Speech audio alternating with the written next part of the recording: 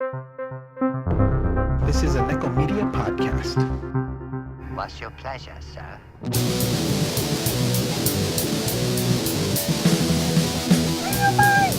I just hear! On the ground, the Pennywise is here! I just hear! On the ground, the Pennywise is here! Evil looks in his eyes! Look around the call! Pennywise is left by surprise! Look around the call! Pennywise!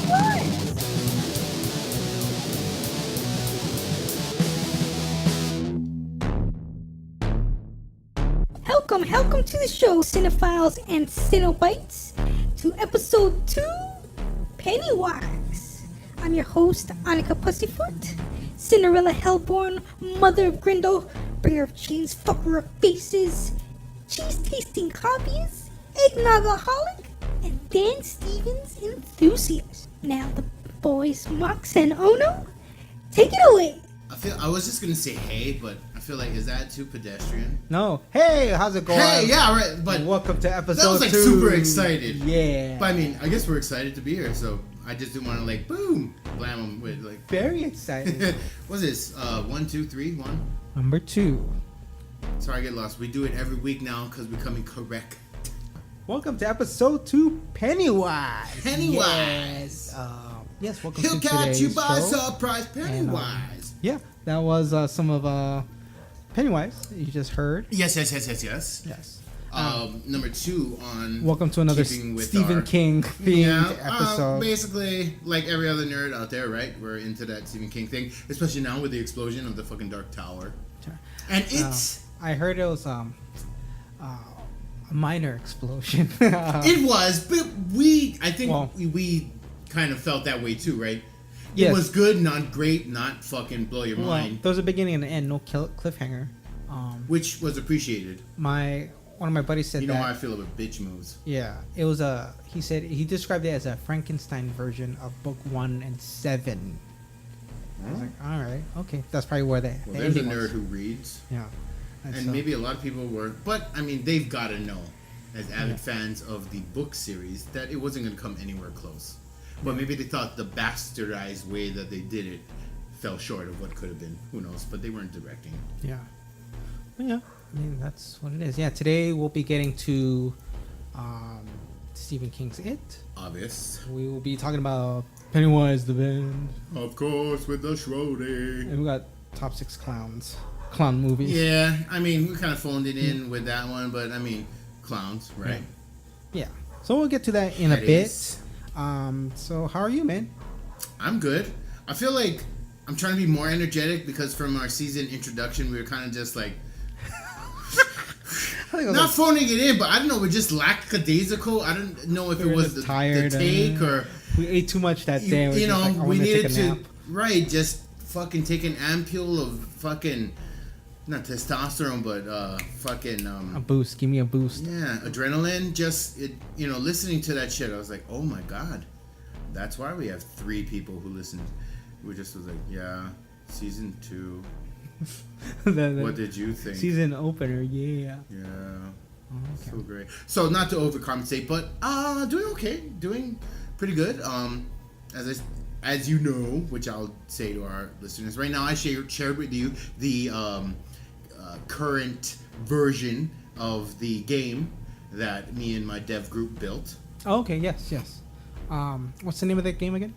Hey Aho. It's in Hawaiian. Don't ask me what it means.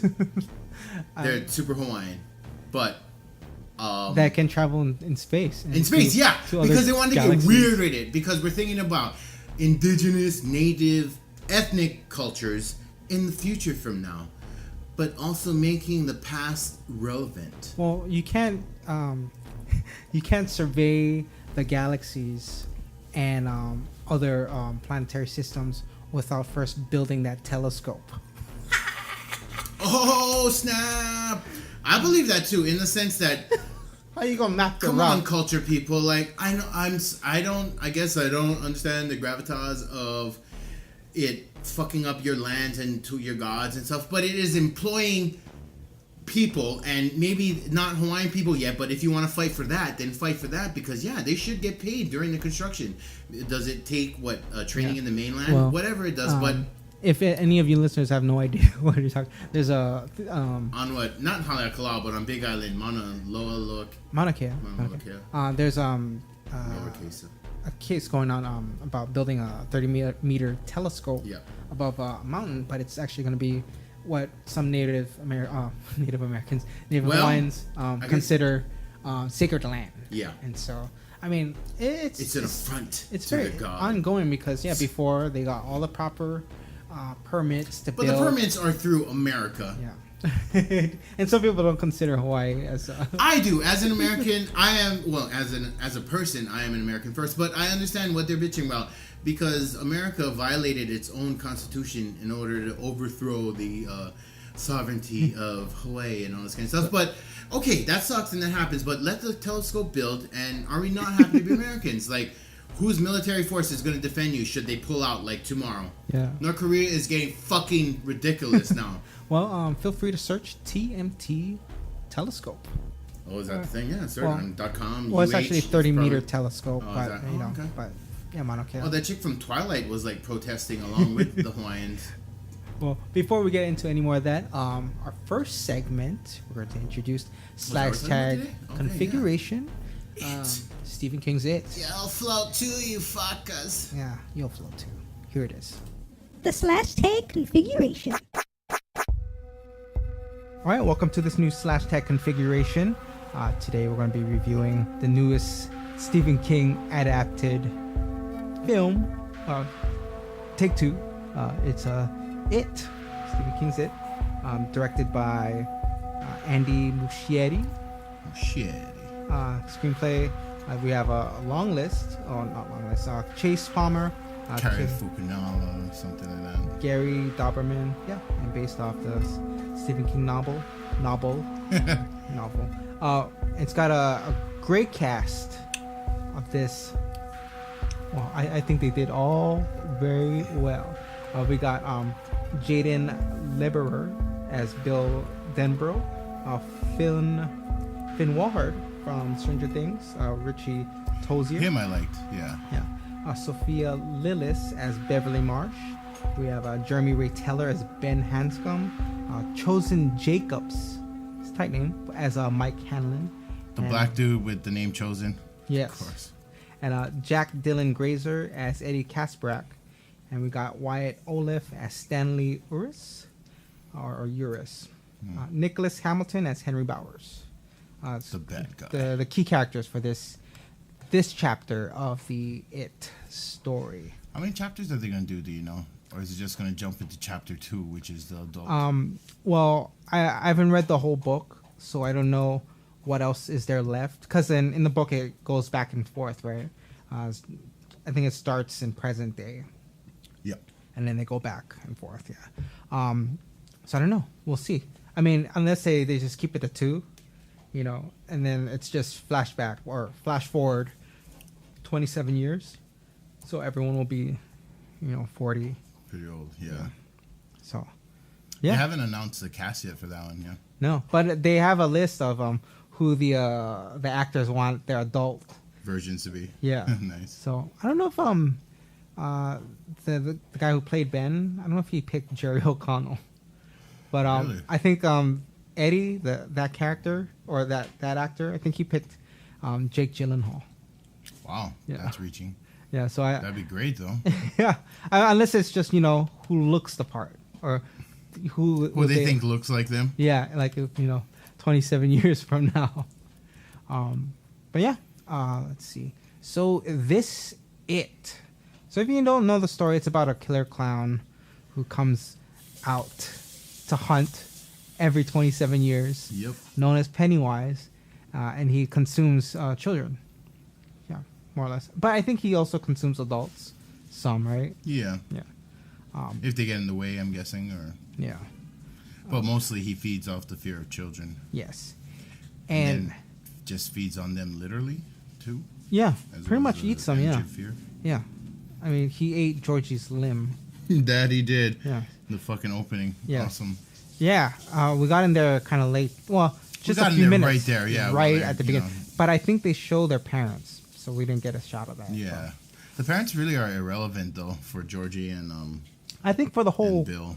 Well, I mean, Well, for Beverly, the parent is definitely Yeah. relevant. Well, and 'cause Eddie's he's too. doing raping. Which one is Eddie? the cast. Cast. Oh, the mom. Yeah. Yeah. Definitely. Because in the book, he's. I don't know if he's like considered a mama's boy, or like. I would say, yeah. He's messed up for sure because of the whole he's is that a hypochondriac? We're always taking medicine. Hypochondriac. Well, but he's a always child. thinking, His mom that is he's always sick. telling him to take. Yeah. Yeah, he's just his mom is telling him he's sick, so he believes he's sick, and he's Yeah. always taking fucking medication for everything. And spoiler alert. It's gazebos. Placebos or gazebos. Well, he's told that it's a placebo. You know what a placebo is, everybody, right? All right. This version of It, 2017, it's very terrifying, and it's well deserving of that R rating. Deserving of the R rating, definitely. Yeah. And terrifying in the sense we see what happens to George. If you're familiar with the original, it's the same thing. He gets taken by he's Taken into the sewer drain.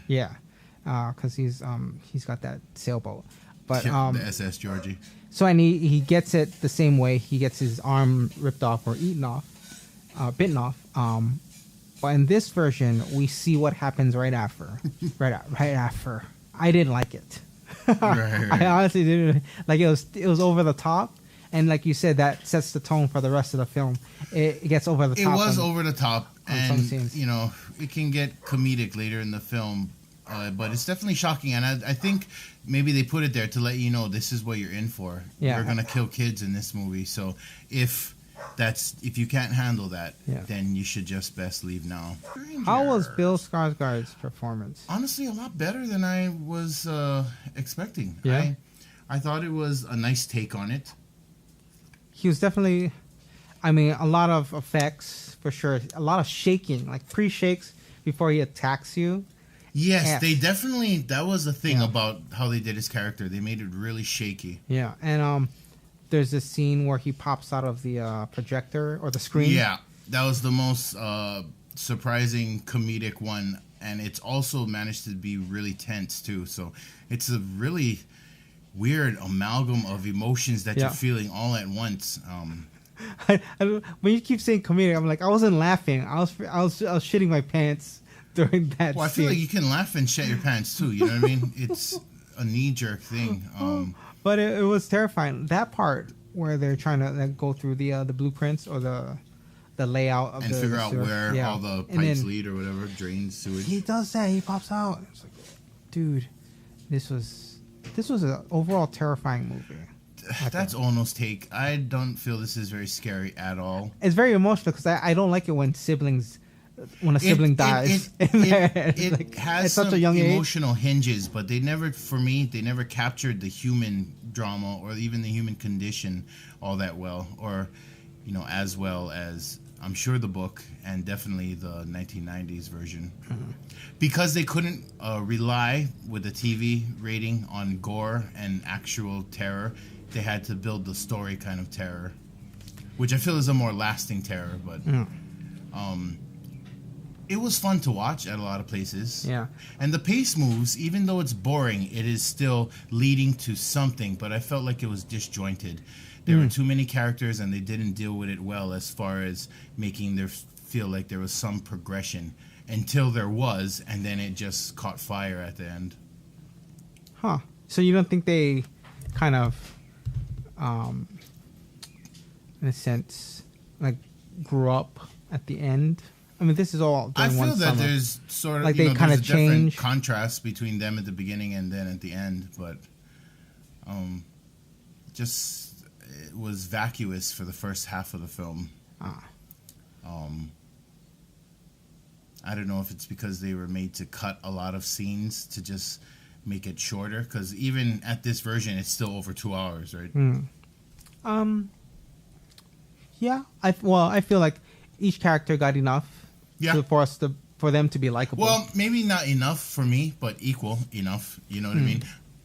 Oh, okay. Between amongst the characters. Yeah. Sure. Like sure. you were saying that there were comments that they just, trashed the black kids one. But I feel like I know a lot about Mike. Just from the amount of screen time Just from the amount of screen time and the information. Well, we got related. exposition on him, right? Got his back. He came. His parents both died, and they were burnt in the room next door to him. We don't know why the fuck they was there, but they was living there, and apparently he's an outsider. I'm thinking maybe because he lives on the outskirts, and also because he's the only black in town, in Derry, Maine. In 1989. That's still a thing, though. I mean, 89 was only like 30 years ago almost, but it's still a different world. Like, people were running around saying faggot. They even dropped faggot in the movie, and I felt like they were going to drop nigger. Yeah. What part of the movie did they? In the beginning, when they introduced the kids in class, that kid was beating up on him. Yeah. It's like, you and your faggot friends better watch out. Oh, wow. Oh, I didn't catch it. I thought I would have heard it. But then, I mean, either way, yeah, that's pretty much the language among teen kids, early teens. Like, they're like 13, 14. But I feel like Beverly is like... How old do you feel? I feel like 11, 12, and then Beverly is maybe 13. Oh, She's just sprouting. Probably. Well, just because Ben pointed out, every 20 years, I'm going to be 40 when it comes by. And he's the smartest of the group. 27, 13, 40. Adult Ben becomes an engineer, right? Oh, does he? I totally forgot about that. He's the smartest. Because that's why he's always in the library. Supposedly. I mean, in this movie, it's because he doesn't have friends. And so I guess that's... Yeah, I feel like the group and Ben congealed really late. Oh, we you were mean halfway through the movie when they became a group. Yeah. Ah, I see. Yeah. And that was the way they did it, too, in the 90s version. But because they were cutting back and forth in time, when you see the kids, it felt closer. It felt like less of a lapse of time between the part where the group became a group in the original. I see. Okay. Because half of the screen time is divided between the adults. In the original TV series? Oh, okay. I thought it was just part 1 kids story, part 2 adults. Kind of, but it's woven in. They weave back and forth to the adults. Okay, I didn't know that. It just feels like they congeal earlier. I mean, it's definitely worth a watch, especially with other films that I've recommended, but I don't feel... Yeah, my only beef with the film was that it was pushing it over the top, like kids getting killed off. But he was very good in Mama at building the character connection and interrelatedness. So when you stack on top of that the horror, then it works. But I don't feel that they gave him enough time to make the characters connect and work.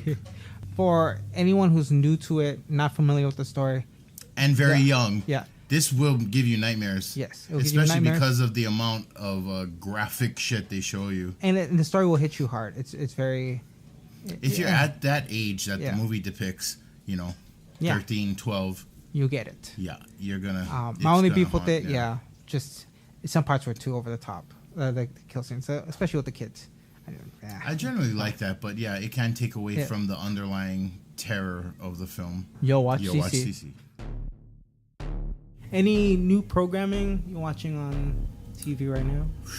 Leading up to our kicking and streaming, well, as it stands right now, I won't say the date, but I've only got a couple of days to finish before Netflix removes it. The Star Wars Clone Wars.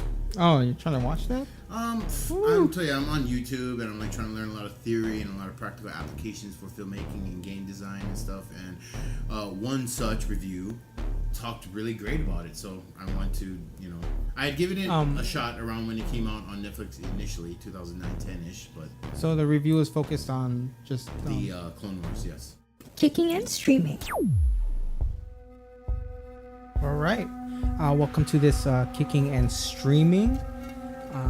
For my recommendation, I have the Hulu original series 11/22/63, released in 2016. The 8-episode series is based off the Stephen King novel of the same name. Series creator is Bridget Carpenter, and the show stars James Franco, Sarah Gordon, and George Mackay. So with the screen adapted Dark Tower and a second take of It and the Mist series, I thought you might want to check this one out as well. although this series is more drama, sci-fi than horror.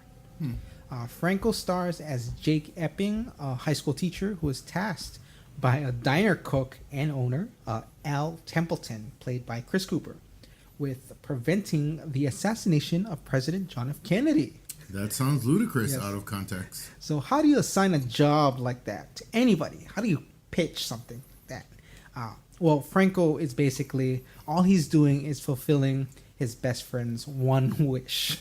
That's the gist of it. Cooper's character is also a Vietnam vet, and he believes that changing the outcome of the events of 11/22/63 would have a better turnout for himself and many others in the country. But what I love about time travel movies is learning the rules and barriers of that particular time travel scenario.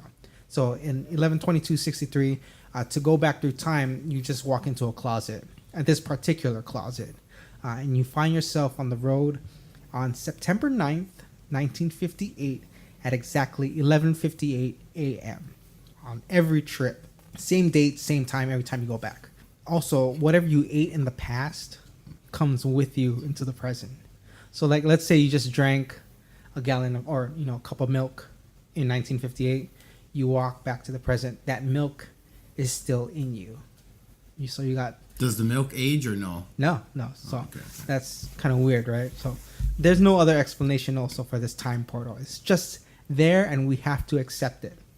So the conditions to this time traveling scenario, however long you spend in the past, could be 5 minutes, 5 days, 5 years. When you arrive back to the present, you've only been gone for 2 minutes. Always. So on your next trip back, everything you've done, changed, will reset. Because then you always go back to the same date, September 9, 1958 at 11:58 a.m. So in the book, the past or past time is described as abdurate. So in this series, we see Franco frequently dodge obstacles that try to prevent him from making any significant changes in the past. So it's like trying to escape the clutches of death in Final Destination. There's always something trying to stop you. Or, well... That's kind of interesting. Yeah. Basically, like, or you're trying to prevent yourself from dying. Some unseen or universal whatever force Yes. trying to prevent you from altering the timeline. Yeah. That's interesting. I don't know that I've seen that before. Yeah. But, there's always that paradox, right? Just being in the past and just any small interaction disrupting the space-time continuum, that's paradox. But, time traveling stories are always fun. So this is a 5-year-long mission for Franco, but why I not was just... going to ask, why does it start so early? Yeah. Why not just kill Lee Harvey Oswald and just be... Because get he'd it be over? replaced with that early of a head up, I think. Well, see, the thing is, there's a minor subplot here. We want to find out the truth of the assassination, the reasoning behind it. Was it acted out alone by just Oswald himself, or were there others involved? The U.S. or some other international party, right? Yeah, I definitely think it was a conspiracy. Yeah. There's no way one dude Yes, and picks so off the president. it's mentioned that there's thousands and thousands of books with all these series, but we never know it for sure. But the dynamics change later in this series, and this drama becomes a romance. Nice. Aside- Always. Yeah. It's always a girl. Aside from a bit cheese ending, it just goes to show that pastime should never be pursued because it only brings disaster. Rather, we should only focus in one direction, and that is straight ahead. You think? Well, that's your take on it, or that's what you think that's what this is saying. That's Or what that's this is saying. all time travel movies. I think are that's saying. what all time travel. Yeah, but thanks for the ride. I really did enjoy this series. FYI, there are no Langoliers in this story. Shucks. Yeah. And this doesn't tie into the multiverse. Okay, so as an adaptation from book to screen, the main focus here is leading to 11/22/63. So lots of minor subplots and passages are taken out from the book. Like the events of 11/22/63 actually take place after the events of It. So when you go back in time, right, 1958, it like just happened after It, because Franco's character in the book actually runs into Beverly and Richie from It. Really? And so they already So they're in the same universe. Is it Keystone It's Earth? actually Derry, Maine that he goes back in. Really? Yeah, in the book. Oh, but the TV In show's the not set show- in Derry. I think it's just some Midwest. Anywhere you're sure. Yeah. But they do give because then he has to drive to where Castle Rock. where the assassination happened, and he's following Dallas. Oswald. Yeah. So they're going back. That's kind of far. Yeah. They say it's like a 1-day trip. It's like, oh, that's 5 hours in a car or whatever. But 11/22/63 is exciting, refreshing, adventurous, and tense, and all franco-ness all the time. This is a Hulu original and will be streaming on that forever. 8 wonderful episodes. Without spoiling it, at the end of the first season, do they get a resolve? Because I know it starts 5 years before the event of the assassination. I think this is a one-shot series, so it's just Okay, 8 so episodes. it takes us to its okay. Yeah. Well. There's a beginning and an end. But I never finished the book, so I don't know how it ends there. All right. Well, I might check that out. I still have yet to finish Freakish though. They're going to come with season 2 on that one. Ugh, just stop, Hulu. Although, with the shittiness of Defenders, maybe keep going, Hulu. Netflix is dropping jet ball. So, I have, for my kicking and streaming portion, to recommend to you, Castlevania. One of those Netflix originals, in quotations, where, they just sort of pay money to That have was with originals. Castlevania too, you think? Yes. Really? So they're just acting as distributor with their name Pretty on it? much in their contract. I mean, Those fuckers. I don't think they initiated it. I mean, maybe they did. Who knows? But I feel like they steal everything from Canada and then slap it as Netflix original. So, anyways, it is directed by Sam Dietz, written by Warren Ellis, voiced by Richard Armitage, James Callis, Alejandra Reynoso, and Graham McTavish. How cool is that last name? Maybe just because I played a little too much Call of Duty soap and Ghost. Based on the Konami video game. I don't know how many of you out there are old enough to remember that first iteration on the Nintendo 8-bit. So, Lisa Tepes, beloved wife of Vlad, Dracula Tepes, is accused of witchcraft, which is basically science at that point in time, by the Catholic Church and one piece of shit zealot bishop. So she's burned at the stake, horrifically, in front of children, I might add, which is a nice juxtaposition of the irony of punishing so-called evil with evil, or in an evil manner. So Dracula, who hates humanity anyway, swears a blood oath to murder everyone in Wallachia, which kind of looks like Hungary or Romanian-ish. I don't know if it's an actual province or country, but anyway, he gives them 1 year to settle their affairs before he rains down hell, literally. So the year passes, and I don't know what the fuck they were doing in their spare time, but when he comes back to make good, All right. they seem still unprepared. So, anyways, he makes good on his word, raining down blood fire and demons. It's typical anime in that the gore is so overblown and awesome. The creatures eat fucking babies, bro. Aw, It's so damn. awesome. And they show the mom screaming. Like, it was like, I mean, they undercut the drama with that by making it like, of course she's screaming. Melodramatic. But anyways, so from there we're introduced to Trevor Belmont. Oh. If you're familiar with the game, it was Simon Belmont. Right. So this takes place at a later point. Trevor Belmont is the last of the Belmont clan, a family who has dedicated their existence to protecting humanity from monsters. And once again, ironically, they were disgraced and hunted by the humans they swore to protect for the very thing they did to protect humanity. And I'm sure there's an analysis of the human condition or some kind of statement on that in the backstory somewhere. But for me, it's like, fuck humanity. You're scared of us because we kill monsters? You gotta be a monster to kill a monster. So just be glad that we're your monster on your side, you fucking ungrateful bastards. So that attitude is kind of at the surface of Trevor's psyche when we meet him as he's stumbling across the countryside, lost and adrift, in search of his next drink and some random scary forest to sleep in. We pick up on him as he happens across one of the towns that's being sort of terrorized, about to get fully terrorized, and his true nature, despite his resentment, surfaces, and he rushes to protect the weak. So this show is awesome, but they pull the bitchest of moves and end right as the plot picks up speed.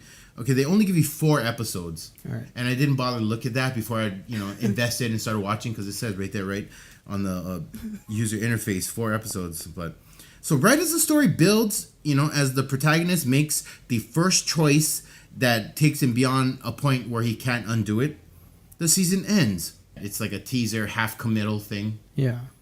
So it is a Netflix original. All 4 episodes are currently available and streaming. To let you guys know, I mean, it's been out for a while, but if it's on your thing and you've been like, I'll check out this at some point, just know it is a cock teaser, and there's only 4 episodes coming in at 20-something minutes apiece. So I definitely think it's absolutely worth a yo watch, CC.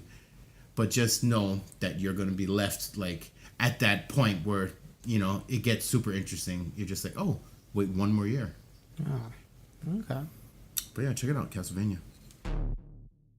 Yeah, so we're going to go into secular, and we're going to go into The Shorter Straw, in which he sheds light on some of the shorter film projects that are being done around the world that maybe aren't getting exposure as they deservingly. Sure. So anything that I've seen, to be honest with you, I am watching a lot more indigenous shit just because of the things that I'm involved with currently. So. Well, that's good. I mean, it exposes you to other other work, and I always think take advantage of that. Yeah, for sure. So yeah, I have, but I haven't been, I guess, purposefully seeking out things that I would just gravitate towards. I'm looking for things with cultural elements or things that these people who are connected culturally recommend. So.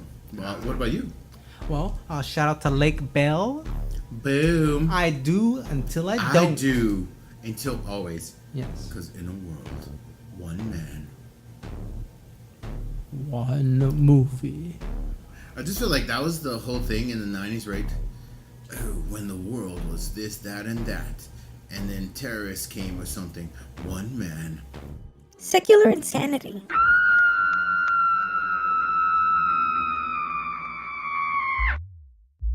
Okay, so for this secular insanity, we back to the regular. It's Mox again. I'm doing this. Today I'm doing a film called Them. Directed by and written by David Moreau and Xavier Palude. Starring Olivia Bonamy and Michael Cohen. So Them, the original French title is Is or Elis or some shit. French is just too sexy for me. I can't wrap my tongue or mind around it. Anyway, the film is about a French college professor and her husband who live in Bucharest, Romania, in a remote-ass estate in Snagov. And they are terrorized one night by masked things in sweater hoodies. So the film opens up with a mother and her teenage daughter driving home. Some obvious discord between the two. The daughter is especially angsty. Car trouble happens or some shit. Weird things happen. The mother exits the vehicle. Boom! Vanishes. Daughter calls for her. Same old tropey stuff. More weird shit happens. Boom! Something or someone is in the car with the daughter. Scream! Titles. We open on Clementine, played by Olivia Bonamy, at the university she teaches at. From there, she goes home, has dinner with her man, tries to go to sleep, can't sleep, tries to get some work done. Boom! Things are playing pranks on them that get progressively more sadistic. Blah, blah, blah, and then shit gets real. So I've heard this movie compared to the original Scandinavian version of The Vanishing. It is far from it. I'll just go ahead and give my yo watch recommend before I review it, because right off the bat you have to know this movie is not scary.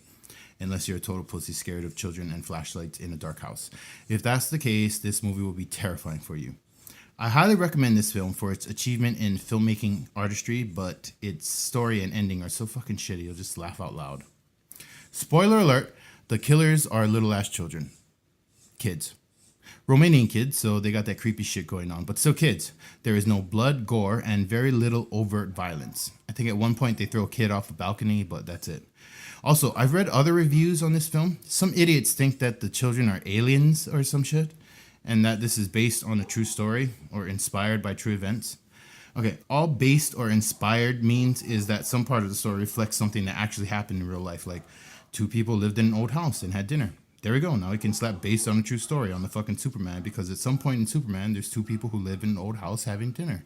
Man of Steel, based on a true story.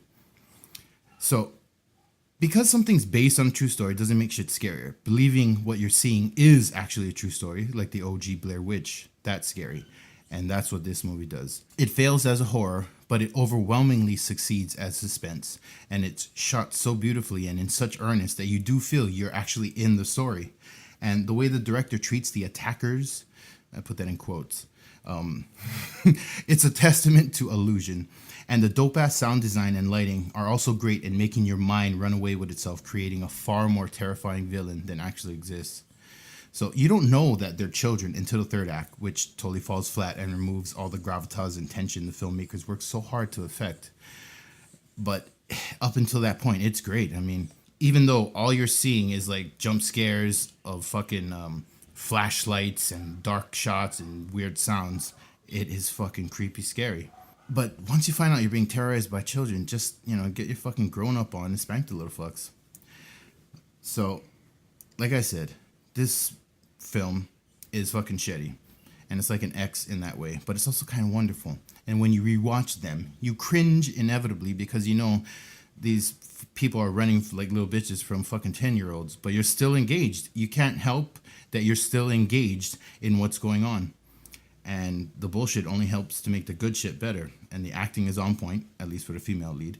And the production is top-notch technically. And the drama it's really absorbing. So, despite all the shit about it, it is so super worth the Yo Watch CC. Check it out. It's on Amazon Prime and Hulu. This one, shout out to the homie Shahab. He did work on this. Next shortest film that I'm going to be talking about. The Shortest Straw.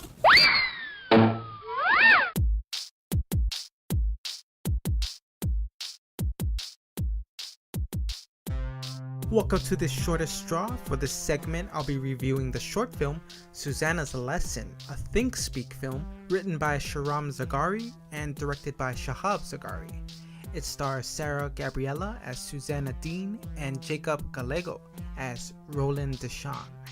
The film is based off a short passage from the Dark Tower series by Stephen King, book 3 to be exact, The Wastelands. So the film opens up with a short prologue. So at this point, Roland Deshawn is still on his quest to reach the Dark Tower, along with wheelchair-bound Susannah and her husband Eddie. So Roland has lost several fingers and now must train these two to be gunslingers.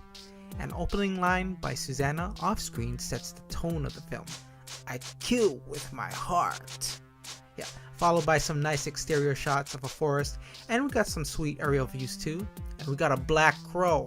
Was that Zoltan? Snap. No, anyway. In the next shot, we have Roland and Susannah getting ready to do some shooting. I'm unfamiliar with this particular scene in the Dark Tower series. I'm still on book 2. But basically, it seems that Roland at this point is working with Susannah on how to shoot. And this might be the first shooting lesson because she'll be arguing with Roland and he's asking if she's comfortable, with her holster. And I guess she's worried how she'll be disciplined if she messes up. Roland ain't gonna hit her. But I guess that's what she's expecting. Now she starts to recite her lessons, and we know them too. I do not aim with my hand. She who aims with her hand has forgotten the face of her father. I aim with my eye. I do not shoot with my hand. She who shoots with her hand has forgotten the face of her father. I shoot with my mind. I do not kill with my gun. And she cuts it there. It's because her targets are rocks and not real people. It seems she considers this training sequence, to be pointless. And this is where Roland gets savage, like for real. The dialogue gets pretty explicit. I'm pretty sure it's verbatim though. But as Roland brings up, past events, hurtful ones that kind of left scars and a fire inside of Susannah. But it's all just a way to kind of sort of drive and give a little push on Susannah. It reminds her of who she was. And then where she'll go is determinate, it seems, after this lesson. So, now the rocks become actual targets, real people, and she recites her lessons and picks off every single target. Good job. But after taking out the targets, she mentions, she didn't like this tongue lashing or, choice of words. He gave her a bite, just what she needed to shoot. Because if you ain't got teeth, you ain't a gunslinger. So Roland looks like he's developing a headache right after this scene, or a migraine. But before it goes any more into that, the sounds of Eddie screaming can be heard along with a bear growling. So that's Susannah's husband. Now both Roland and Susannah, are heading towards the noise, and it ends. So it ends with a little graphic too. So I assume next we got a bear fight. But this is strictly a fan film based off a small passage in Book 3, The Wastelands of the Dark Tower series. So not much substance and context is there if you're unfamiliar with the series. So get reading. But aside from that, it's a good exchange of dialogue between Roland and Susannah. And the props are on point. And the sound design kept it organic. Lots of birds chirping in the background. The score too is pretty tight with music by John Kilbach and Aaron Catoir. Check out the score on Bandcamp, and you can search through GC Records. Susannah's Lesson is a quick short, clocking in about 8 minutes, and is available for viewing on Vimeo. Give it a view or two. You'll watch CC. All right. So for this upcoming segment, kind of changed it up a bit, going to be talking about more music related stuff. Well, Shorty's the free for all, whatever. Yeah, it is the wild card segment. Wild chord, son. Yeah. Chord. I had a lot of fun with this one. Yeah. We made some music specifically for this. Yeah. Well, we hope you enjoy this talk on Pennywise. Yeah. And we don't really care if you don't. So. Schrody's Ladder.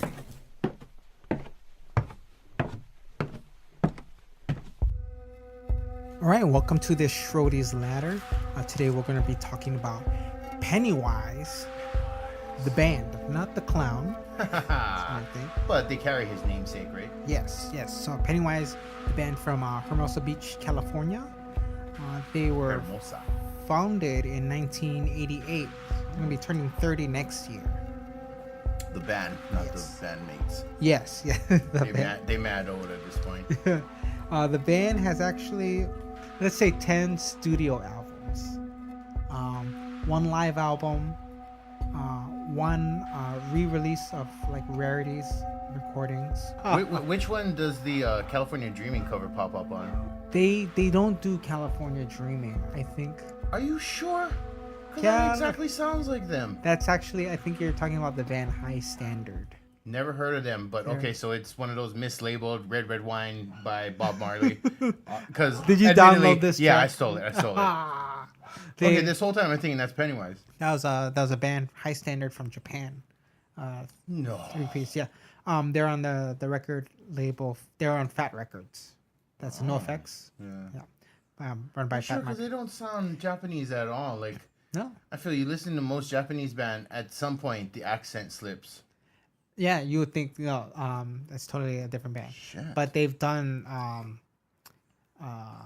Round, Get Around. I get it. Okay, yeah, that one was credited as Lagwagon. Yeah, and Surfing USA. I believe. That was credited either as Lagwagon or Pennywise. Or worse, But that was like, Pennywise, I feel yeah. like Unwritten Law got slapped somewhere on those covers too. That's why we don't download music. We do. I am mad at you. But yeah, they released 10 albums. The first one, self-titled album, 1991. Pennywise, released through Epitaph Records. Oh shit! They had the whole list of dudes in the day. Yeah, and so the band members Jim Lindberg, Fletcher, Byron, and Jason Matthew Thirsk. Jason Matthew Thirst, this one's for you. And I think he was the chief songwriter for the band. The first 3 albums. So we have self-titled, Unknown Road, and About Time. And I believe it's interesting because on Unknown Road, Jim Lindberg quit the band. Oh, okay. And so Jason Matthew Thirst was going to go on vocals, and Randy Bradbury took over bass. And I believe he's the one on the recording for Unknown Road. But then Jim came back to the band, and so They came great again. and the Jason Matthew Thirst went back to bass. Now, do you think the album About Time is like about time or like about time. You know what I mean? Yeah. What inflection? About time. Yeah. We're Is gonna. it about time or like about time you came? You know, what do you think it's about? It's not about like. It's not Time. about time. It's like about time. Like finally, Finally, we're gonna The do Rock this. has Yeah. Finally, about come back time. to whatever city we're in. Yeah. Okay. Come back. To Not about time because I feel like isn't that a fucking sci-fi love movie too Oh, it is. Yes. with Rachel McNotebook? Yeah. That's an amazing movie. But Oh yeah, I think you like it. I think that because generally their music was about Time. being independent is generally more positive, like Yeah. I feel bettering they didn't yourself get political till later. Yeah. later. But actually, in About Time, they do reference Rage Against the Machine or Zach De La Rocha. There's a song. Yeah, Irvine's best rich kid trying to talk about social change. I think they used the line "bullet in your head," and then that's in reference to Rage, so they're quoting that. So they gave credit to Zach De La Rocha on that. So after About Time, Jason Matthew Thirsk died, and so Is it died or suicide or head out the bus and got whacked off? I've heard so many. self-inflicted gunshot wound. So suicide then. We get into a Full Circle, and this is when Randy Bradbury comes back into the band. Okay. And I think Full Circle, I would say, is their best album, but it's just almost kind of like a rebirth and a new lineup. Of the band. Yeah. Name me some songs that come off there. I want to see if I'm Society. familiar. They did a revision of Bro Hymn. Okay. The opening track is Fight Till You Die. Yeah. That riff is so hard to play. Like I think only like Fletcher can play it. Like just the chord progression on that, it's really fast. Fletcher looks like a fat biker gang dude. Fucking fat Sons of Anarchy. But he got the dope ear though. That's a dope here. Anyway, like I feel my favorite is Land of the Free. That's Anyway. on Land of the Free. That's Yeah, another- well, yeah, that's what I'm saying. That's my favorite Oh, album. really? Yeah. Oh, that one's very political, I believe, right? Well, you know me. I'm very political. So I always say the right thing, and I always champion the right cause. Yeah, that had a really good opening track. Time Marches On. Unfamiliar.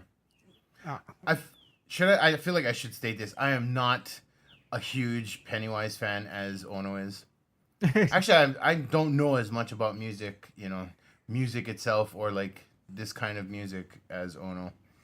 I'm just like He's a listener, but I'm you're the- a fan. I'm the Robin to his Batman in this arena. So But that album came out right after, I believe, Live at the Key Club, which is so it was their live album. Yeah, so it was straight ahead. Is the Key Live- Club of note? The Key Club, is it of note? Have a lot of famous indie.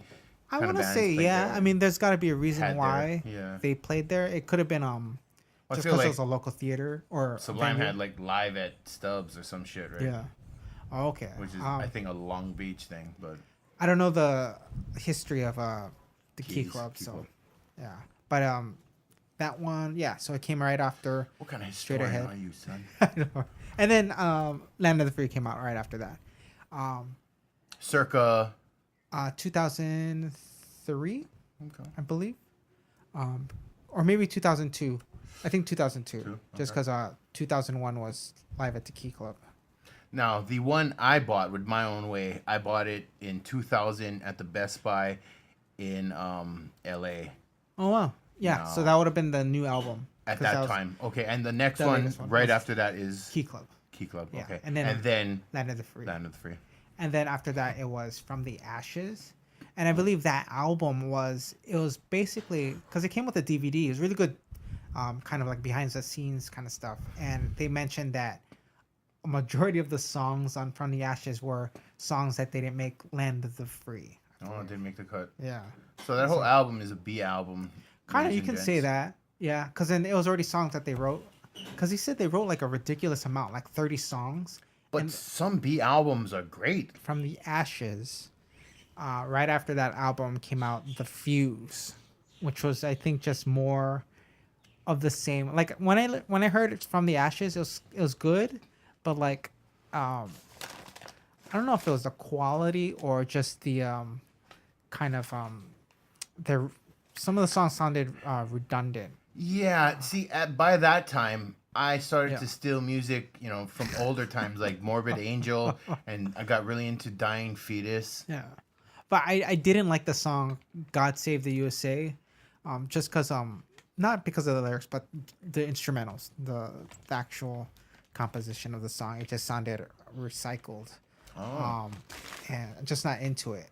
And when the Fuse came out, it was sort of the same, but they had a good opening track, and they're still on Epitaph at this point. Oh, they're not now? So in 2007, Epitaph, the label that the Offspring built. Yeah, so they're still on Epitaph at that point. I want to say after the Fuse, I think it would be a few years later, 2008, when they released Reason to Believe. But see, this was weird because they released this album through MySpace Records. Hey, that worked out well. Yeah. Tell Tom, fuck you. But this one, it sounded a little bit more aggressive. Like they kind of, I don't say got back to their roots with this album, but it was a lot more faster, and I enjoyed it more than I did the Fuse and From the Ashes. And so that was the main difference. After this, though, it'll be 4 years later until they released All or Nothing, and that's when Jim Lindberg quit the band again. And the lead singer that performed on this album was his name Zoli Teglas. He's from another band called Ignite, another hardcore band. Is it Greek? Maybe, yeah. I don't know. Put some Windex on it. Hungarian. Oh shit. Hungarian. Turk. But the album, his vocals were good. And this is a fresh batch of new songs, All or Nothing. Yeah, and he always ends every sentence with "my friend." And they went back to Epitaph on this one. Oh. So that was the last studio album that Pennywise released, 2012.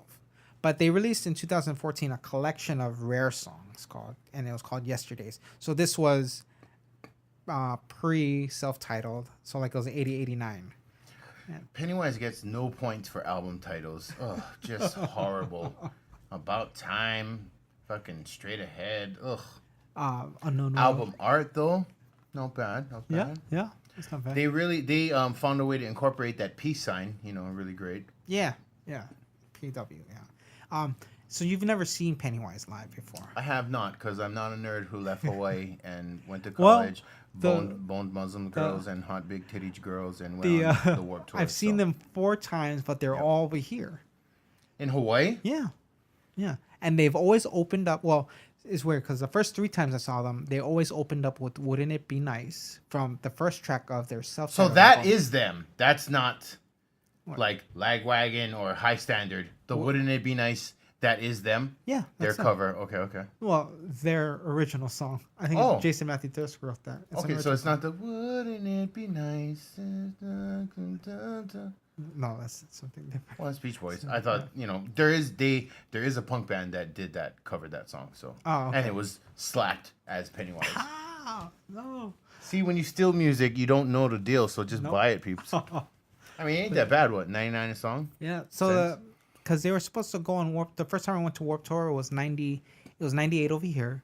Mighty Mighty Bosstones played, and so they mentioned that Pennywise was supposed to be on tour. They couldn't, and I think they were still recording Full Circle, or maybe. Can I just do this one riff that I love from them? What?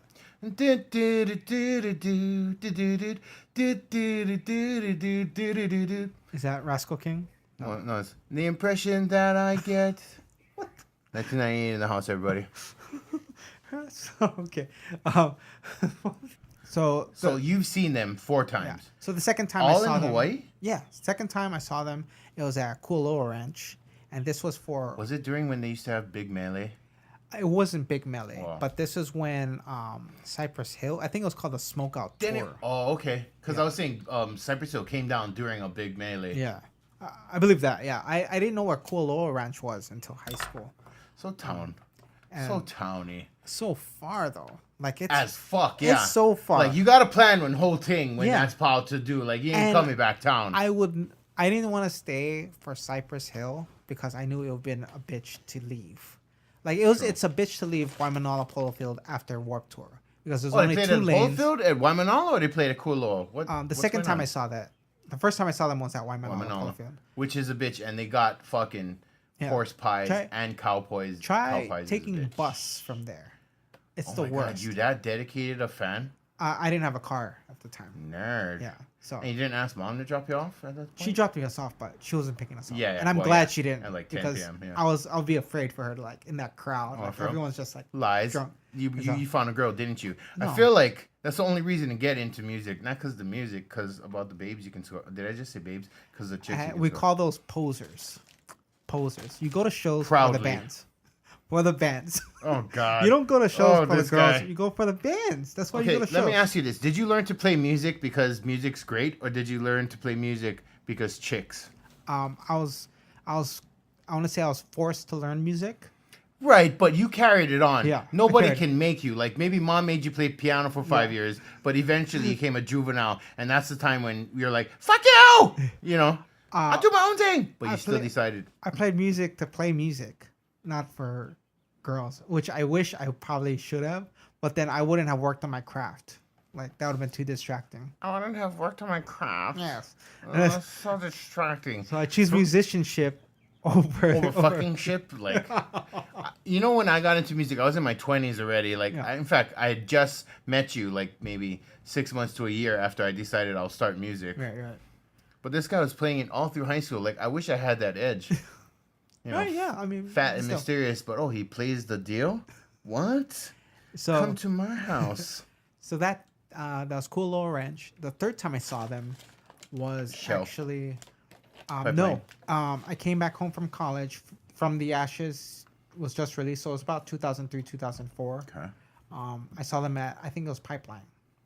Oh, God. Yeah, and I remember that was the first pit where I swear There was to a God. pit in Pipeline? Yeah, and it's scary when it's in those kind of like clubs because if the floor is concrete or like You're going to get stomped. and it's sweaty, people spilling their beers, and it's like, oh. I told you I played Pipeline, right? Yeah, you did. With my with my Sith robe. Sith row. Son. Well, we didn't play like fucking music where you Yeah. could do a thing. Yeah. You know, it's just lighters up and oh baby honey girl kind of stuff. And I'm trying to like rock it out. Yeah, but I think that show I did like a flip in midair. You? Yeah, like someone hit me on my legs, so I kind of did like a 180, and then when my legs got to the air, To the someone 180? hit, and it went the other way, so I kind of did another 180 back. Holy fuck. It was an odd experience. Like that never But you happened. actually got in the pit with your small ass? Yeah. I always at a Pennywise show, always. That's pretty rugged. And then the last time that they Hashtag came back, Ono is rugged, son. they performed here. I want to say maybe either last year or the year before. It was pretty recent, and they opened up with "Fight Till You Die," which was awkward because they never did that. And I was kind of disappointed because they kind of broke the streak. I thought they would always open their show up with "Wouldn't It Be Nice," but then it's different this time. And it's not. I feel like it's a song that it's not. "Wouldn't It Be Nice" is the perfect opener. Yeah? Yeah, "Fight Till You Die" because then it just goes straight into the song. There's no like kind of slow build up into like. To where they can talk and be like, yeah, welcome to Pipeline. We're Pennywise, Hermosa Beach. How you guys feeling tonight? Right. Oh, Yeah. where's my homie Ono at? There's So- Ono right there. Macking on those girls. Been playing since he was 7. I never got to see Jason Matthew Thirst perform. It was always Randy Bradbury, but he's a good bass player. Amazing. You hear him on. I don't know if that's exactly. Honestly, him. you don't have to Off be of that Circus. great a bass player to fucking play Pennywise and pop No, music. they play really fast. Okay, but speed ain't about licks. I mean, you see. I don't think many bass players can fill their shoes. Like, you got to be a special kind of dude to play Pennywise songs. To just play fast bass. Yeah. It's only bass. It's fast stuff though. Like I can't keep up. Oh, Like, you play too much instruments. That's why. It's a special. I feel Pennywise I is a could do special it though. span. I feel I could do it. Not like a whole show because I would fucking Yeah. fatigue. Like, Right. but one song, I'll get up there and be like, And I think they did tours with. They performed About Time from start to finish. I think that was. So the album came out in '95. So 2 years ago they did I think About Time 20th anniversary. And I played it start to finish. nice. So the opening track on that one is Peaceful Day. Yeah, it's a good song. But you only own one album straight away. Or Yeah, straight and I ahead. bought it off accident. Like, I didn't know who they were or anything. I just saw Pennywise. Oh, that's my shit That- from childhood. And I bought it. And it had some good tracks. That one's a really good album. That was a good follow up to Full Circle, because this one's got tracks like Greed, My Own Way, We're going to leave you guys with My Own Way. yes, My Own Country. It's a really fast. I think that one they went back to their. I don't want to say they went back to their roots, but this one's just as aggressive. The drums on this one is really good too. I feel like the drums is always pretty good. It though, on always- their it tracks. Like, very is. it ain't fucking garage punk drums. Like, But the one significant difference I know is, I've noticed is just a lyrical approach. Like Jim's vocals, like you can hear it on Unknown Road and their first album. The way that he executes his melodies, and whereas every album after that, it's kind of just straightforward. Like you hear in songs like "Who's to Blame," "Open Door," it's kind of it's more fast approaching his words, but whereas this one you can hear every word distinctly. Okay. But that's that's Pennywise. Love this band like forever. They're gonna be turning 30 next year. actually, I feel like, okay, have I explained how we met each other on our podcast before? Because, Oh yeah, it's true, because we had a same love for the song "My Own Way." yeah, like literally, was that the first, like, That was you during said the first day? Like, okay, I he's like think- sitting by the stop sign across from my garage, and me and Yeah. my little brother, who's not that little, he was what, 17 at the time, 18, some shit like that. I'm his age. We're the same age. Okay, but was little girl was 17. So me and my brother Les were playing, and then we see this like guy camping all across the street, and then we're like stop and like, hey, what's up, dude? He's like, hey, what's up, guys? He's like, you want to play? I was like, yeah, fuck yeah. I was like, you play bass? He's like, fuck, I'll play bass. Hop on, and then I think somehow we got into that, but we used to play like Everlong and all that kind of shit. But yeah, I guess we came into the groove on fucking My Own Way. We had one Yeah. microphone, and of course I was singing because I had to learn the song, and it's a pretty hard song, but it's very is it? good. Well, you know what? Actually, the bass does drive that song. The bass is doing the most in that song. Yeah. Because the guitar is just going dang, the dang, dang, dang, dang. Yeah. No, Fletcher is very Well, Fletcher does a lot of other stuff that I Yeah. wasn't doing. there's a lot of movement with his chord progressions. Like it's just not There is a lot of 3 or movement, 4 yeah. chords Yeah. strumming, and that's what makes them distinctly. Well, that's one of their simpler songs, though. yeah, and that's what makes them different from your other average punk. And we bands. played it in E minor. I don't know if that's actually the key from the record, but we played it in E minor. Yeah, that's the same. Oh, it is? Yeah, I would think so. Dope. Maybe not. I don't think it's a minor key. I think it's just a major key, but like It's a minor, dude. It's like G, yeah, C, something, D, right? yeah. Well, if you're playing power chords, there's Yeah. really no minor or major. No, there isn't. It's just power chords, yeah, or bar chords, whatever. Yeah, but that's Pennywise. If you haven't heard this band, check them out. I feel like you have. I Yeah, mean, you how, probably how heard them young are somewhere. you? Yeah, Yeah. you've heard it, yeah. I mean, Be they're like, oh, yeah. they're well into the skate punk scene. Yeah. But I think they have their roots in like hardcore punk. Yeah, if that's a thing, I don't know. We will just have to leave you with how we at Cinephiles and Cinebites do things. Peace.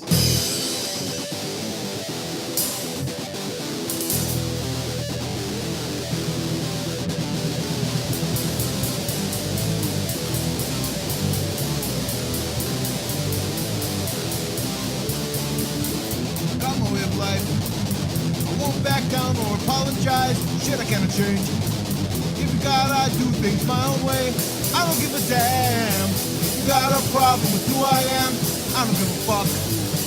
Trying to change me while you're out of luck. I don't know if I could ever even change. I don't think that I'd want to anyway. I don't care if I ever live to see the day we could compromise. Do shit my own way. All right. This next segment, the Seno 6, top 6 whatevers. This one we're going with clown stuff. Clown movies. And there's a lot of them out there. All right. We hope you enjoy this next segment. It's the last one of the show. Seno 6. Clown movies. Go. Seno 6. The box. We came. Now you must come with us. Taste our pleasures. All right. Welcome to this Seno 6. Today we'll be listing our top clown movies. Yeah, it's a little vague, and to be more specific, these include movies with clowns, carnivals, and circus elements. If it has anything remotely related to this stuff, it's a contender. Like, I feel, do you know the history of clowns? Because I feel I should have looked that up. That would have been interesting. No, Like, does it come from anything dark, or? I don't know. I'd rather not know, and I don't care. Or jesters, right? Are those clowns? Well, yeah. I guess. Like jokers. But clowns don't have. Well, I guess clowns do have skills, right? Because I'll say jesters got skills, right? There's Yeah. clown school. Oh god, yeah, clown school is a real thing. But yeah, anyway, initially we were gonna do strictly clown movies, but I just haven't seen enough clown movies to merit a list, let alone a favorites list. So we went a little wide. Yeah.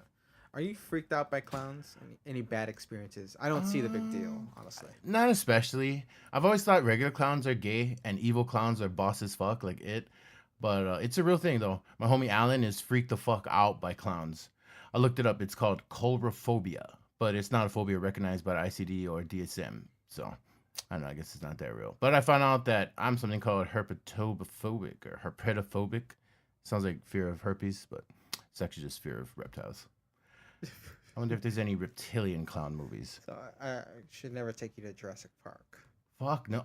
Well, I know they're more birds, but still, that anything that huge with teeth and with gross ass skin, I'm just yuck the fuck out. Although being scared of a dinosaur wouldn't be irrational, you know what I mean? Even But like a baby gecko and it's like no, that's irrational. that's carnival acts though are different. Those can be a bit graphic because I feel it's more physical abnormalities. And not a costume. So you should read the book Geek Love by Catherine Dunn if you get a chance. Yeah, it's about a traveling carnival act, family run, of course. They breed their own freaks by using drugs to alter their children's genes. Not talking pants, and these kids turn out really deformed. And some freakish acts. Or listen to Silverchair's Freak Show. Yes. Jesus. What would possess you to read some shit like that, Holmes? Class. That's some dark carnival flowers in the attic type shit. Ooh. I didn't know they remade that movie. Yeah, in like 214. Yeah. Like, why? It was terrible in the 80s, and I think it's even worse now, but Do they get down? I don't know. I didn't bother to watch. Like, I just fuck that fucking story. But well, I mean, never mind. That what you like is between you and God. So, anyway, okay. Top clown movies, go. All right, my number 6 spot goes to 2014's Clown. I was hooked when On I the first nose.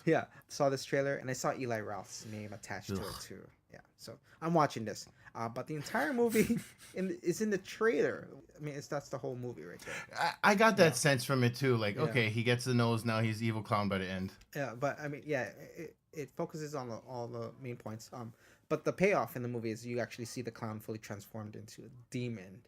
And there were some pretty good bloody parts too, like kids' deaths. Yeah, lots of them. Oh, nice. And the good thing about this movie is that it gets right into it. Like, not even within the first 10 minutes, he's got the clown suit on, and he's already turning. Dope. Yeah, so it goes all downhill from there. Right. The clowns eat children. So there's quite a bit of that on screen. Yes, pretty brutal stuff. You might not like this one. A demon dog gets his head chopped off. Well, that's a little much, but I mean, Eli Roth. Of course, he would be.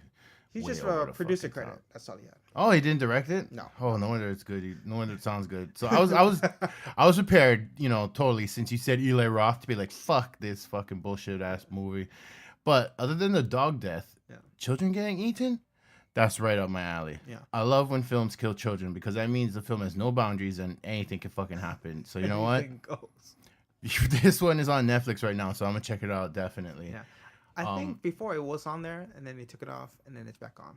Yeah, because I just got an update from Upflix saying it's on, so I didn't know it was on before. But I would have skipped it just because Eli Roth's name is attached, but what you just described sounds boss. Okay, so remember now, wide berth. We said anything sort of related to clowns. So, and this is even further indirectly. But number 6, I got dead presidents. Just for that one scene, they dress up like mimes and rob the bank, and shit goes south. Honestly, that movie kind of disappointed me. What I was prepared for, the black experience, Godfather style, and I don't know. It fell flat. Maybe because they got Old Dog as the main guy, but Terrence Howard was dope as Cowboy. Yes, he was good. What's his name? Old Dog. Lawrence Tate. Like, I really liked him in this movie too. And it was dark. It was dark. In that sense, yeah, like oh, this sucks that happens to these guys, or that they had to go and start stealing money. But I saw 2 guys when I was living in Oregon go at it because of the end. Really? Yeah, got over an argument. Was it 2 black guys? No, it was 1 white guy and one black guy. Yeah. Oh, 1 white guy and one black guy. Okay. And so they were talking about the line that Martin Sheen says at the end when he references, "Oh, I was in the real war, World War II, a real war," and so they I don't know if one guy took it out of context and was like, "That's not fair to say." I mean, I don't know if he brought up that people were drafted into this war, right? And that conflict, right? And die for a country that hates them. I mean, but then you can say that about with other wars. And I don't know if he was just trying to, if Martin Sheen's character was saying that in a cynical way, like, I don't believe in this war. That's why World War II is much more honorable. Well, I think I don't know if it's racist or what, but to me it just sounds like old people. Like, I feel everybody wants to claim their war as the real war.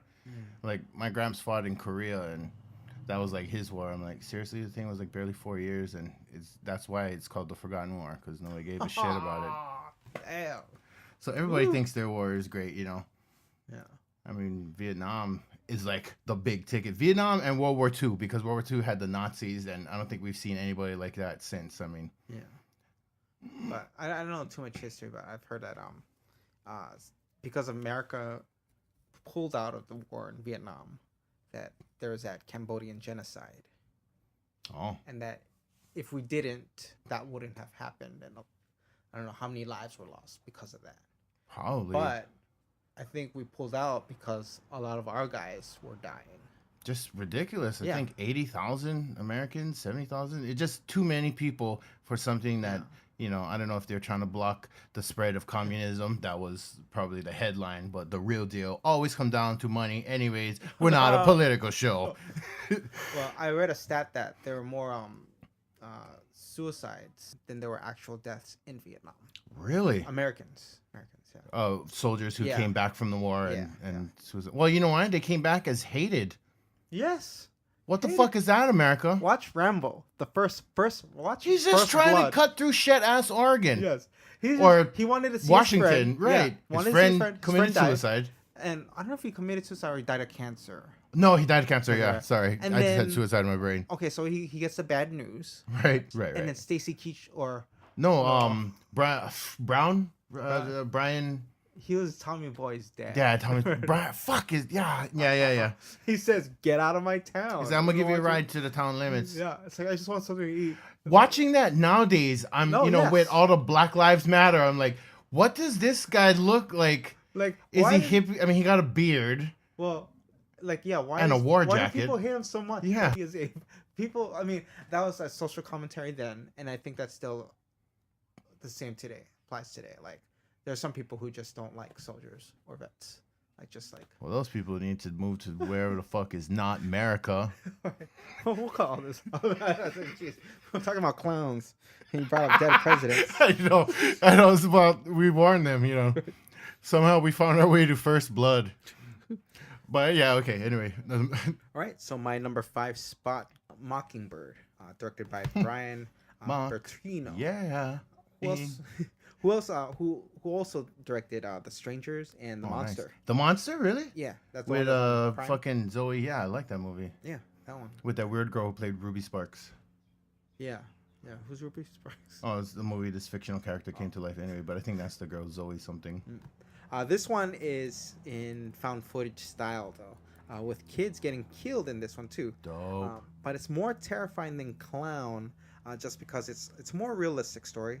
It's not a demon, but so there's this married couple, a dude and a woman, who receive cameras at their doorsteps, and they think it's a prize that they won from a drawing.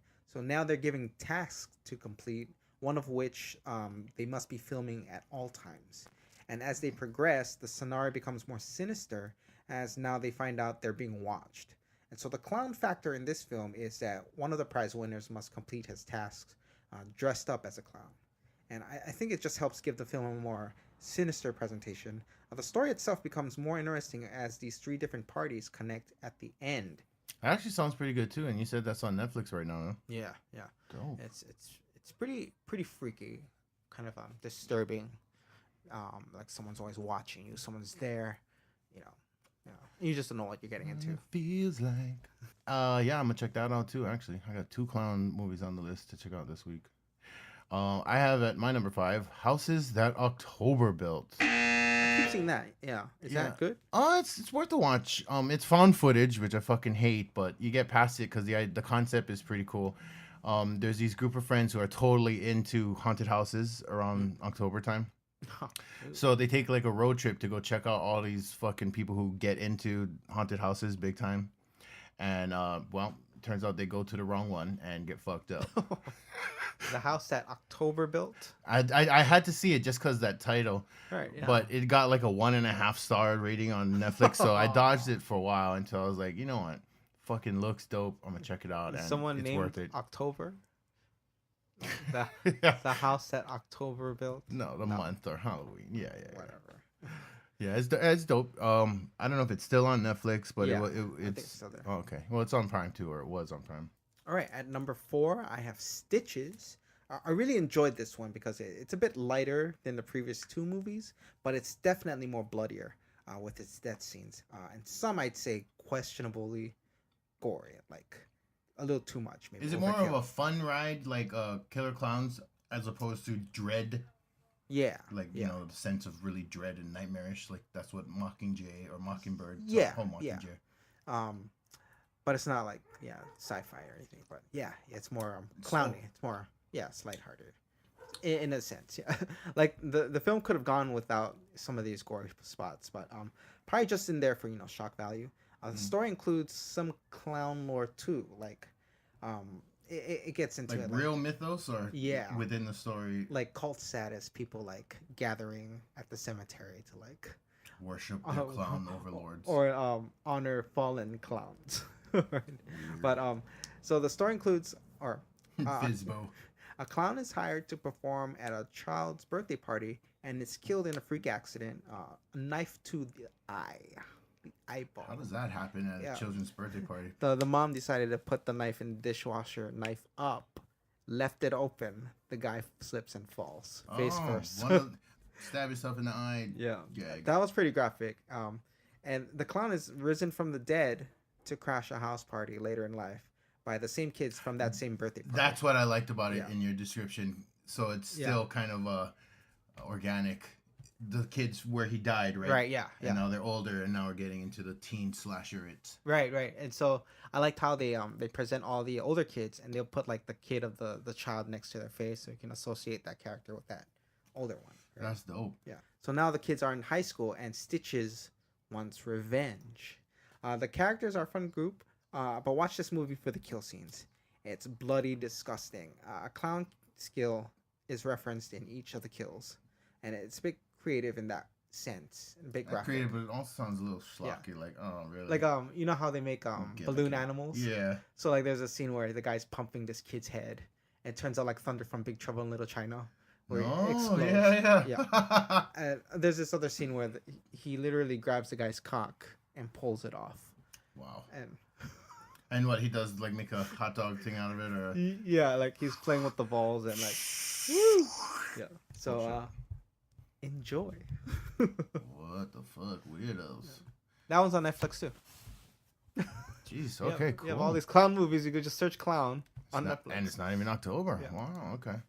So for number 4, I have Splinterheads. Not a horror, a coming of age indie sort of romance. Traveling circus comes through town, and this young boy, well, 20 somethings, so not really a boy, I guess. And he kind of is crushing on this one girl who's, I guess, a carny, but Rachel Taylor, who looks nothing like a carny. But anyways, I like this movie because at first it exposed me to geocaching. Have you heard of that? No, what's that? Apparently, like there's these treasure maps or whatever that you use GPS to find, and I guess you take something out of the buried treasure or whatever, buried chest, and you leave something of yours behind, and then you post a clue to where it is. So that was kind of fun. That's how their, I guess, romance or tryst builds, because he happens to go with her on one of her geocaching adventures. So yeah, I like that. At number 3, I have Mr. Paul Rubin in Pee-wee's Big Adventure. The creepiest non-horror movie ever. Yeah, like, and this movie has like clowns scattered throughout. Not a whole lot, but they're presented in sort of like a shade of darkness, but Was this lighthearted. Tim Burton? Yes, it is a Tim No Burton wonder. film. It's such a Yeah. weird. So that should give you an idea of the overall feel of the movie. No crooked furniture, but still. Right. Ugh. Yeah, and also you could say that it was the clown's fault that Pee-wee's bike was stolen in the first place. You know, the amount of chains he wrapped around that clown. Yeah, very cartoonish, but that's Pee-wee Herman for you. It's a wacky film, very adventurous and epic in a small way. Have you seen this in your adult life and it's still good, or? Not recently, no. I have a feeling that it may lose its If they luster. lose- we'll see. I mean, it is a Tim Burton movie. I think those are. If you liked them before, you'll guarantee like them Yeah. again. Like, fucking Johnny Scissor. What is his name? Edward Scissorhands is still good. It's Pee-wee, actually a beautiful movie. Anyway. it is. Yeah. Pee-wee does a lot of traveling in this one and encounters a wide range of characters who we revisit at the end of the film while they're watching a film about Pee-wee. You see that third degree. We're watching a movie about Pee-wee, who's watching a movie about himself, performed by Josh Brolin. AKA Thanos. Yeah, I really. It's another Brolin. James. James Brolin. The father. Yeah. Okay. it's James AKA Brolin. not Thanos. No, not Thanos. Yeah. It says Josh here. God damn.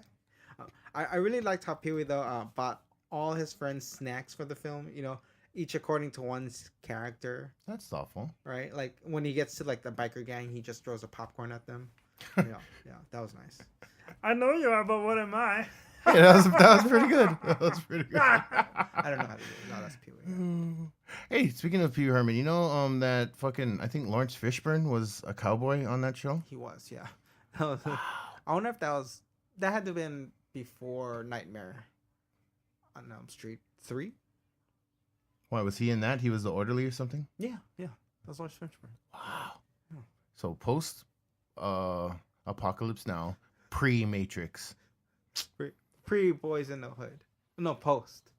Yeah. Post. No, was it Boys in the Hood? Was like what? 80, After- 89, 90? I think like early 90s. Early 90s. Yeah. Oh, anyways. Stop the violence. Yeah. Movie opens on a stop sign. Little heavy handed, but. No one ever done it before. Like stop. Like what? I don't get it. Message! Message. Oh my god.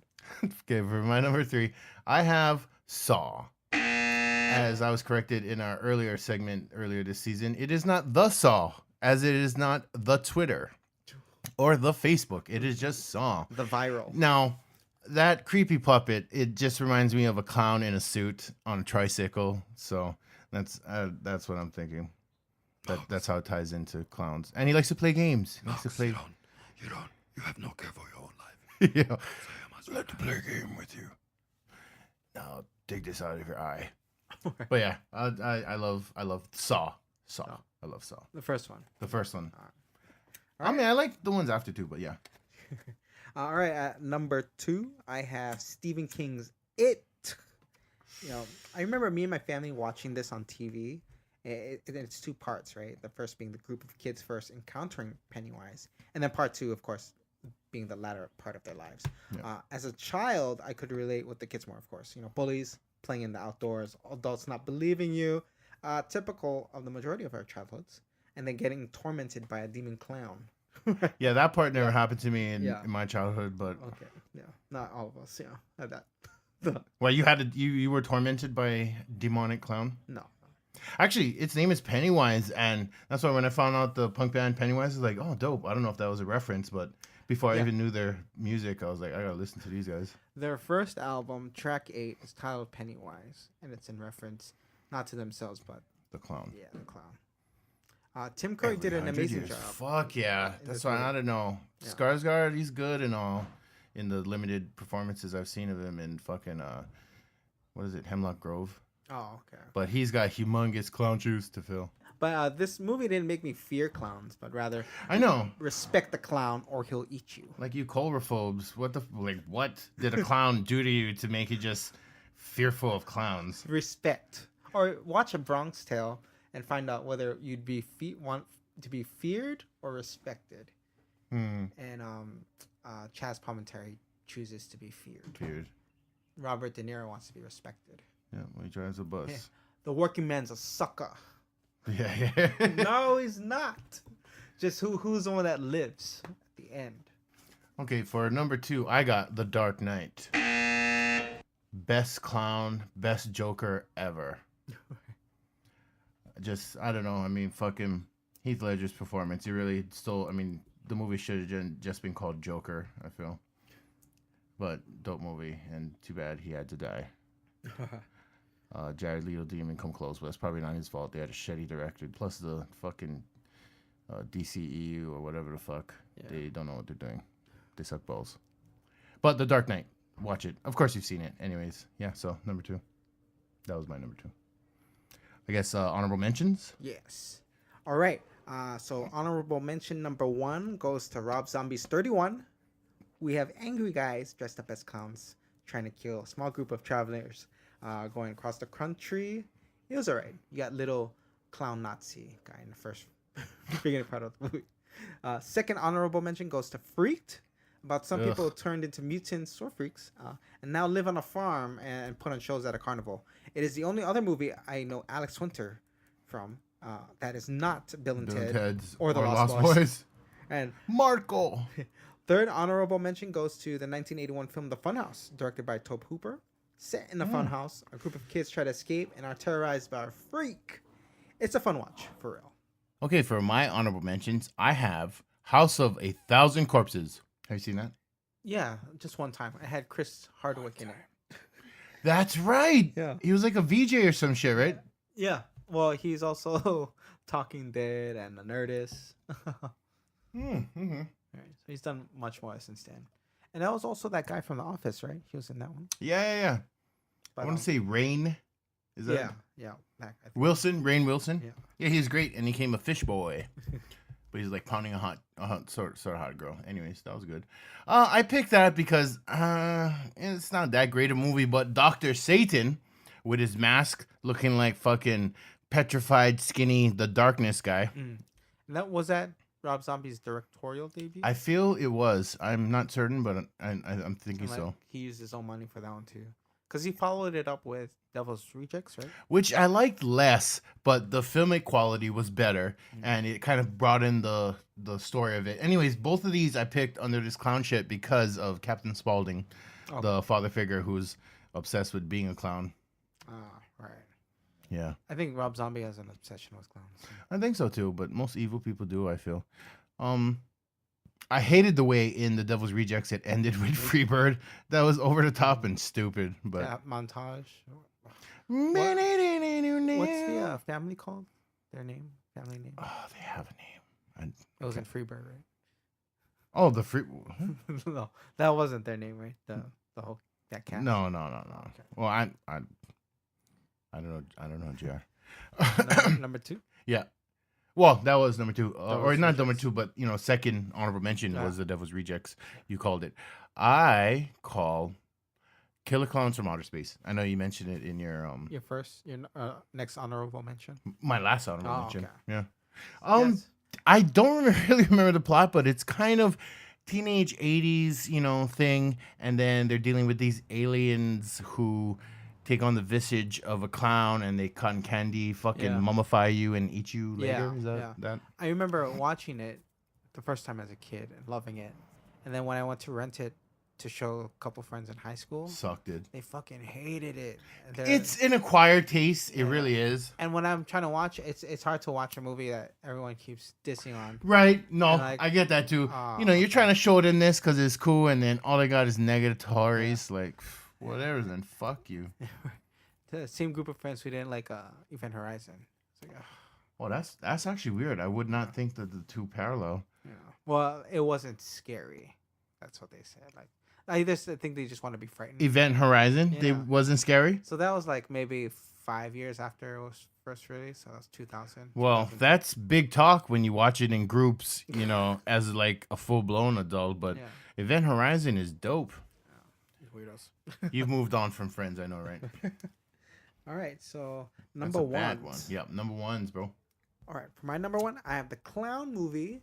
My number one clown movie goes to Bobcat Goldthwait's masterpiece, cult classic, Shakes the Clown. I'm gonna call you a weirdo, but I've never seen it. I've never only seen seen it it? advertised. I've only seen it advertised. I like his sense of humor. I saw his movie he did called Something America. He did in like 2011, which is really good. God bless America.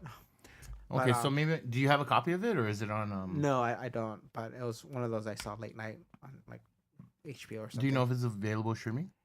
No, it's not. But I think you can pick it up. But no, I ain't trying to buy shit, son. Yeah, I think it's not no streaming. It's you gotta buy a hard copy for that one. But it's dope though. It's so funny. It's a funny movie. Go into it. Go into But it. I mean, this aside from the crime kidnapping subplot, Cause that's Yeah. what it looked like. Yeah, marketed. you get the daily antics of performing clowns, and they're drunkards. Like they go out drinking afterwards in clown suits, and it's like they're just like the saddest people.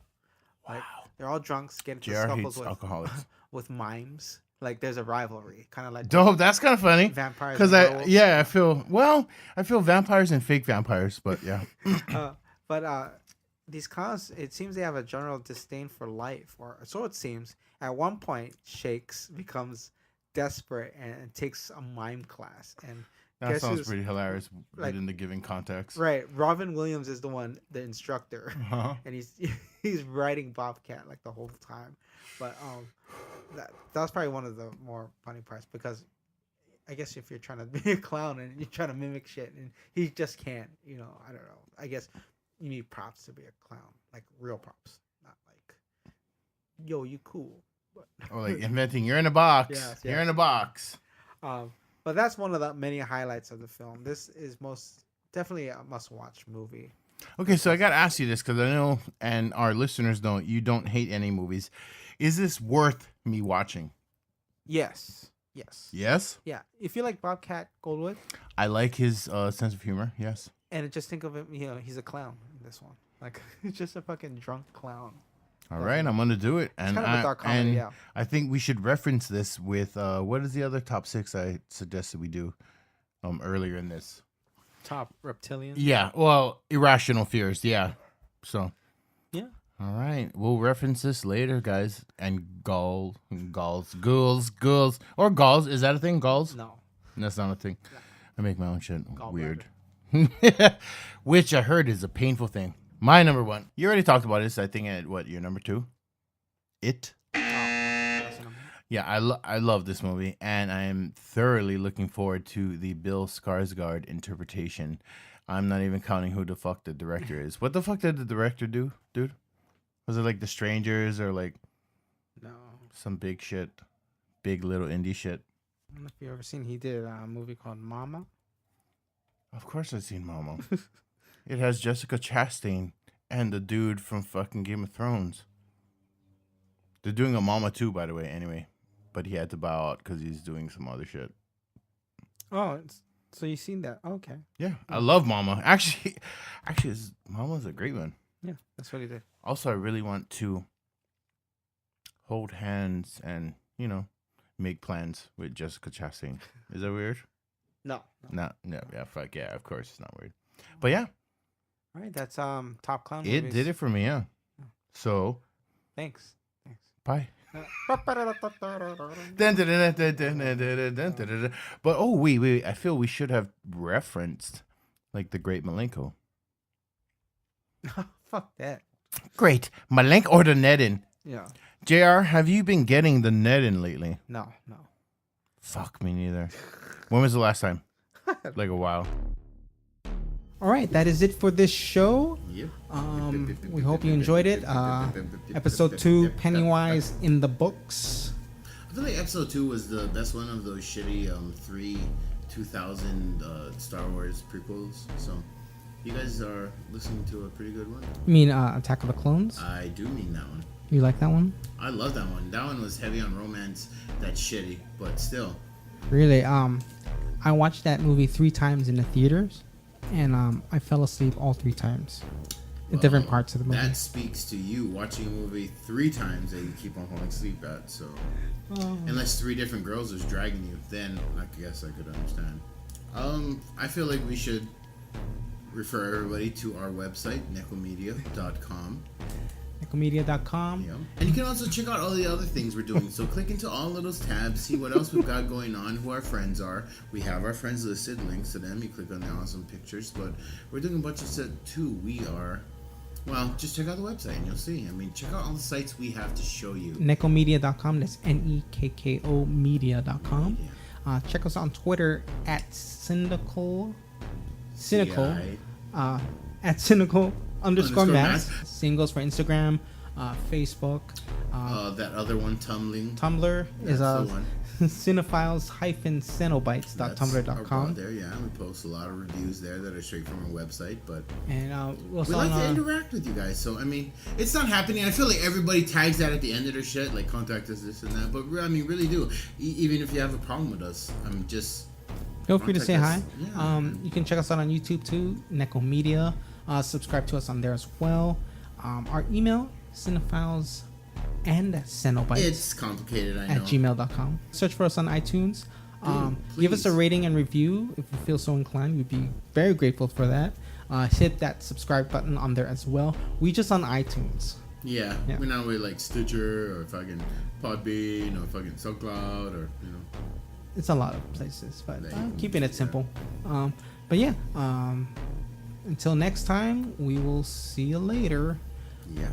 This has been Cinephiles and Cenobites, a Nekko Media podcast broadcasting from the Blood Cave and part of the Podern Family Network.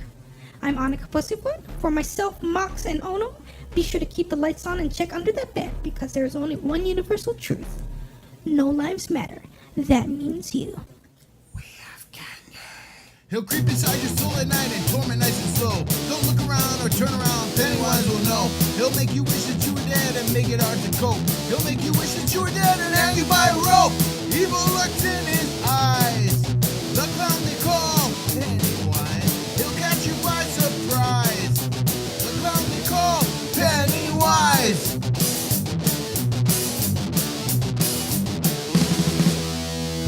Fear mine! I fear! Don't look around and turn around! Pennywise's